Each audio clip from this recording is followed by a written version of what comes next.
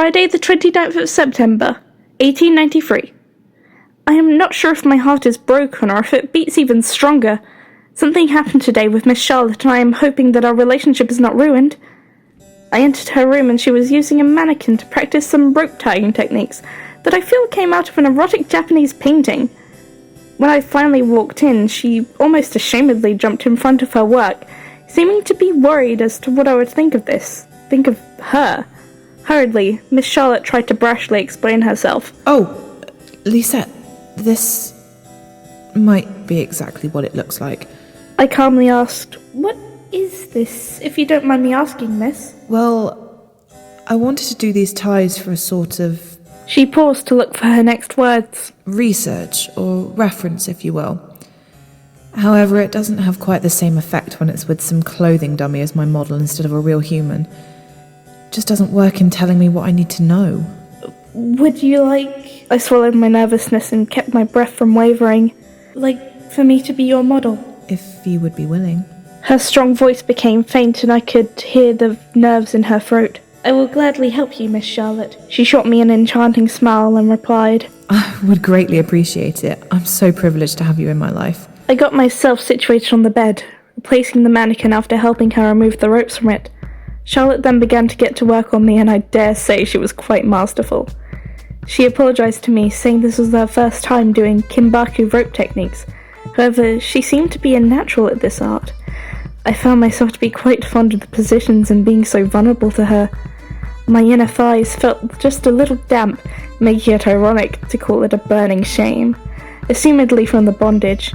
She was so strong and gentle at the same time, and I was feeling like a bitch in heat because of it. I almost let out some involuntary moans and tried my best to mask them and keep quiet, occasionally biting my lip and rubbing together my knees. At one point, Miss Charlotte slipped a little and we fell together. As she toppled over me, the two of us began giggling like choir girls prattling over gossip. I soon went quiet as I began to observe the beauty just a few inches above my face.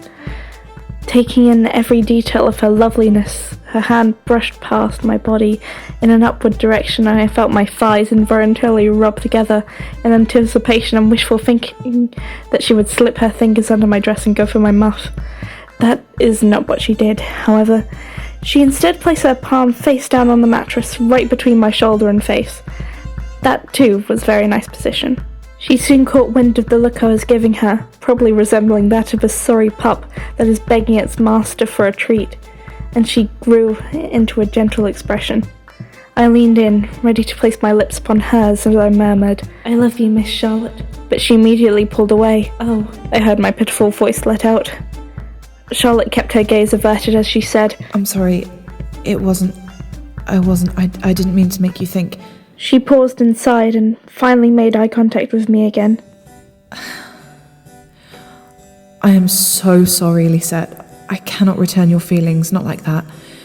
I do love you, but not as a sweetheart, not as someone to kiss and fondle and have battles of Venus with. You're a grand lass, do not get me wrong, but I look at you as though you could be my sister. I felt like I must have looked like a pouty child. And even then, Lisette, it's not just you. I have no interest in those parts, whether it be on me or another person, male or female or something else. She was sitting on the edge of the bed and I sat up to be at the same level. I really do love you, Charlotte. I mean that. I know you do. As narcissistic as that sounds, you're quite obvious about your feelings, but I do appreciate the honesty. And I'm so very flattered, but Lisette, you are, how old? 17, 18? I am 16. I'm 8 years older than you, sweet girl. I'm an adult and you're still so young. It really has nothing to do with me being a girl? Of course not. Nor who I am? She placed a hand on my knee. I love who you are, Lisette. You are such a brilliant and wonderful person, but I do not wish for a romantic companionship with you, nor anyone. I have even less interest in seeking out one of a sensual nature. You've done nothing wrong. There's nothing wrong with you. Charlotte sighed. Let me undo your bindings. I solemnly nodded my head. That was nice while it lasted, whatever this might have been. I am sorry that I'm a disappointment. She had most of my upper body ropes undone at this point. Never, I could never be disappointed in you. My feelings will never change either.